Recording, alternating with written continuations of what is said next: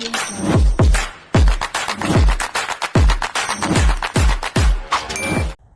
morning, people. So this morning we are making some what I call big cobblestones. So here's one that we made previously, and we've got 1, 2, 3, 4, 5, 6, 7, 8 here ready to go. Eight boxes, and you might be wondering why you would want to make big cobblestones like that. Well, this is the original 2. We were making 2 at a time when we were pouring all this concrete over here. So this concrete over here was poured in 4 batches right in front of the shed here, and the leftover concrete was made for these big paving stones, and they are actually in the end going to make a path towards the house from the shed. As you can see, the grass is a bit worn here. So that's what we're doing this morning. So before the concrete truck turns up, we just need to put some mesh in. So here's the mesh. Reese is just going to get the bolt cutters out. He's got some serious bolt cutters there. Okay, the fun begins. He's cutting the mesh, standard. In they go. The concrete's going in. We had a lot of problems with this concrete. It was too dry, and we actually added water in there, got the driver to add water in, but we struggled with it this whole lot.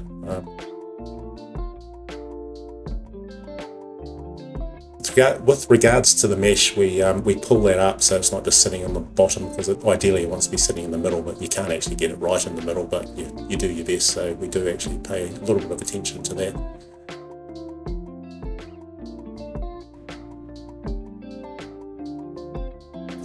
And here's the start of trying to get this concrete under control, and you can just see how dry it is. It's a real pain. So lots of fun screeding it, and it just made it so much harder.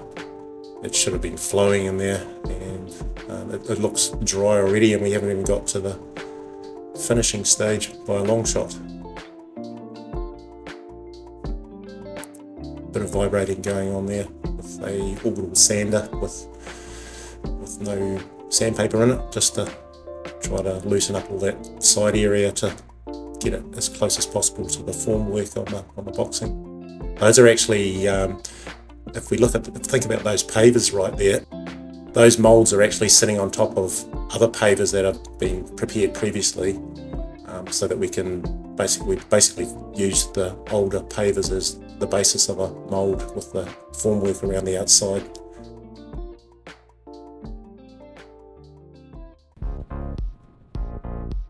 Yeah, so we're getting near the end of that's a steel trowel which you will use towards the end of the placement process, and at a later stage we get an edging trowel to actually put a nice edge on there before the concrete goes off too much. It's quite important to get the edge in reasonably early, because you will find it harder to do that.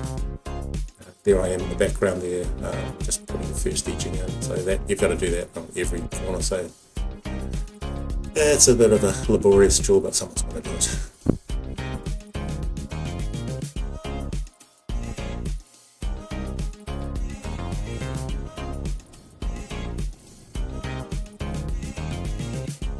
So here we're actually introducing the aggregate, which is the sort of the main effect of these pavers in terms of the final look, which we'll see later on. So those are just like white pebbles and glass, different coloured glass beads and quartz aggregate from the building supply place. And we're just pushing them down. So this bit's quite kind of tricky when you don't know what you're doing. You've got to judge the amount that the concrete is cured, so that you can actually push them down. So we're trying to push them down just under the surface. So, and then let them go off, and then come back and grind them another day. And typically we've been waiting a week before you actually even think about touching them because the concrete's very green. So here we are at the grinding stage. I think it was about a week.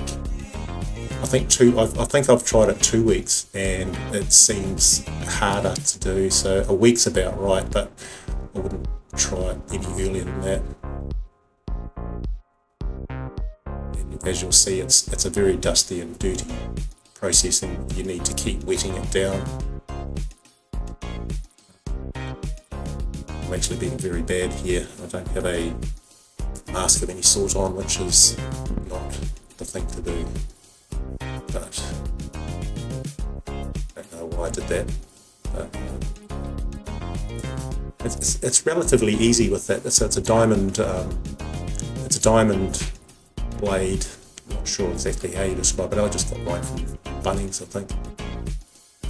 I've got a board there in front of me because the way it was working was all the blow off from the grinder was going straight into my body, which kind of hurt me.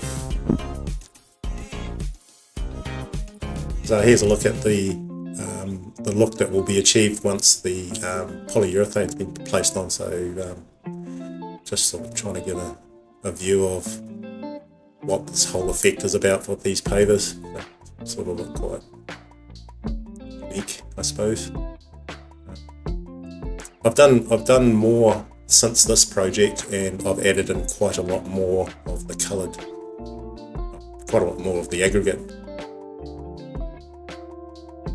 Okay, here we are the next day, setting up ready for putting the polyurethane on the pavers, so we're cleaning off the residue.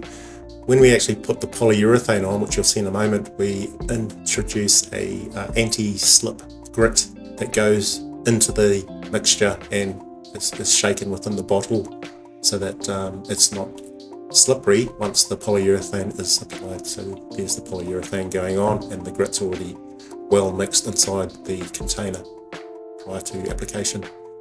One thing to note, I would not recommend doing what I've seen written in literature, which is to actually put the polyurethane on and then broadcast the grit on top, because it looks really horrible, and I've actually had to redo a project because I did that, and it was the worst bit of advice I ever read. Okay, the pavers are all prepared now. We're thinking about trying to lay them out in a nice curve. So we've got this, the way we do it is put some conduit on the ground. It's 20mm electrical conduit, and just try to position that so you get a nice idea of how the pavers will lay out eventually. Just gives you a guide and just gives it a better look in the finish, because you've done some planning and not just sort of winged it all the way through. So here we are at the beginning of the placement process, which is more complicated than it looks from this shot here. You've got to actually place the pavers all in the right place to get the right spacing between them so that it looks nice. And then you've got to cut them out with the little jigsaw that I'm using, mark them around the outside of perimeter of each of the pavers, and you've got to move the pavers out, take out the dirt underneath, and import builder's sand I use, so that effectively the pavers are sitting at the right height and they will not rock sitting on sand. So that's the whole idea of putting sand underneath.